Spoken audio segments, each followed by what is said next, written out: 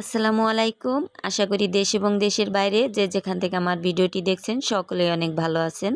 আজকে আপনাদের তৈরি করে দেখাবো চিকেন বটি কাবাব। সব সময় চিকেন একইভাবে না খেয়ে কখনো কখনো ভিন্নভাবে চিকেন দিয়ে এভাবে বটি কাবাব তৈরি করে খেয়ে দেখবেন। আর এই কাবাবটা তৈরি করা যেমন সহজ, খেতেও কিন্তু ভীষণ মজার। সবচেয়ে সহজ আর ঘরোয়াভাবে তৈরি করে দেখাবো এই বটি কাবাব। আশা করি আজকের বটি কাবাব রেসিপিটি আপনাদের অনেক ভালো লাগবে। তো ভিডিও শুরুতে একটা লাইক দিয়ে ভিডিওটি কন্টিনিউ করতে পারেন। চিকেন বটি কাবাব বানানোর জন্য এখানে আমি 300 গ্রামের মতো চিকেন নিয়ে নিয়েছি। আর এই চিকেনের পিসগুলো কিন্তু অনেক ছোট ছোট করে কেটে নিয়েছি। এখন দিয়ে দেব কুচি করে কেটে রাখা কাঁচামরিচ আর পেঁয়াজগুলো।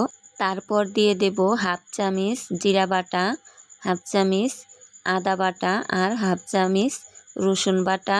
এবার 2 টেবিল চামচ মরিচের গুঁড়া, 1 টেবিল চামচ হলুদের গুঁড়া আর 1 টেবিল চামচ ধনিয়ার গুঁড়া আর স্বাদ মতো লবণ দিয়ে সামান্য পরিমাণ তেল দিয়ে এগুলোকে হাতে অনেক ভালোভাবে মেখে নেব। আপনারা চাইলে পেঁয়াজের পরিমাণটা একটু কম বেশি করে দিতে পারেন।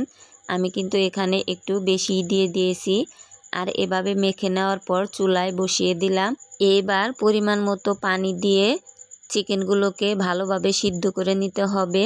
আর এগুলো কিন্তু 100% সিদ্ধ করে নিতে হবে। আর চিকেনের মধ্যে যে সুরাটা ছিল সেগুলো কিন্তু একবারে শুকিয়ে নেব। তো ঠিক এভাবে শুকিয়ে নিয়েছি। এবার এগুলোকে নামিয়ে ঠান্ডা করে নেব। সামান্য কয়েকটা ঘরোয়া উপকরণেই কিন্তু এত মজাদার বটি কাবাব আপনিও বানিয়ে ফেলতে পারেন। এবার এই চিকেনগুলো ঠান্ডা হয়ে যাওয়ার পর এখানে দিয়ে দিব 2 টেবিল চামচ চালের গুঁড়া আর 1 টেবিল চামচ বেসন। আর এগুলো দিয়ে আলতো হাতে সবগুলো কিন্তু আমি মেখে নেব। আর এভাবে মেখে নেওয়ার পর দেখুন এগুলো চিকেনের সাথে কিন্তু একদম জড়িয়ে গেছে। এবার চুলায় একটি কড়াই বসিয়ে তেলটা একদম হাই হিটে গরম করে নেব।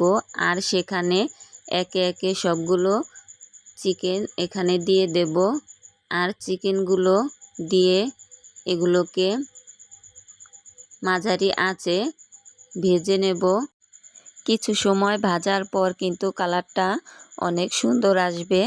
সব সময় একইভাবে চিকেন না খেয়ে ভিন্নভাবে এভাবে একবার বটি কাবাব বানিয়ে খেয়ে দেখবেন, অবশ্যই অনেক ভালো লাগবে। আর খুব সহজেই কিন্তু এটা বানানো হয়ে গেল। আজকের এই চিকেন বটি কাবাব রেসিপিটা আপনাদের কেমন লেগেছে অবশ্যই কিন্তু কমেন্ট করে জানাবেন। তো সবাই ভালো থাকবেন, সুস্থ থাকবেন। দেখা হবে আবার নতুন কোনো ভিডিওতে। সবাই সবার জন্য দোয়া করবেন। আসসালামু আলাইকুম। আল্লাহ হাফেজ।